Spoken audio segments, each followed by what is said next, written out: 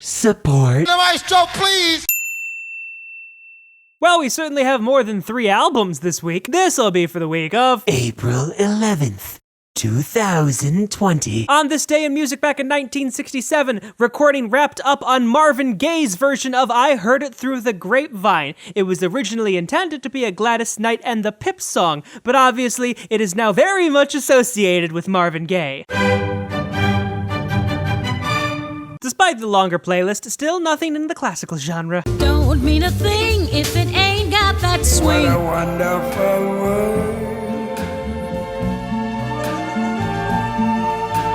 Boy, these days the jazz albums just seem to be Louis Armstrong compilations, given this is the highest this particular compilation has ever charted. Singing. I love rock and roll.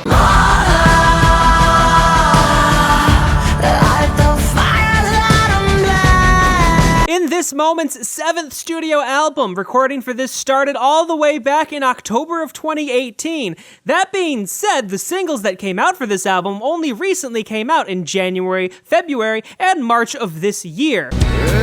Expecting perfection leaves a lot to ignore. Their first album since 2013's Lightning Bolt, and their 11th studio album. So for all those Pearl Jam diehards, I would really have nothing to say, because you probably have already listened to this. It's bigger than hip-hop, hip-hop. All the way around, I'm loyal.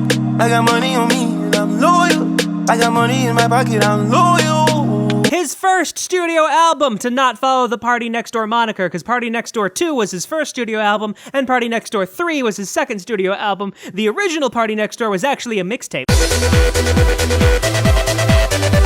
No worries, no. You're gonna be alright, though. Title of this album could mean a variety of things, and one of the things it could mean is that it's their first album on their new label, Ninja Tune, given it's still the same funk-infused music that you'd come to expect of Little Dragon. And now I need some help from the maestro, please!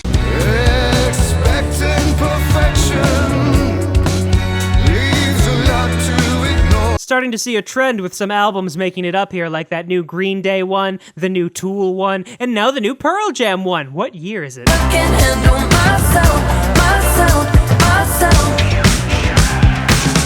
No matter what you do. Dua Lipa has said that the music for this album was very much inspired when she was touring for her last album along with a live band. Thus, the music for this has more of a live music element to it. Are you serious?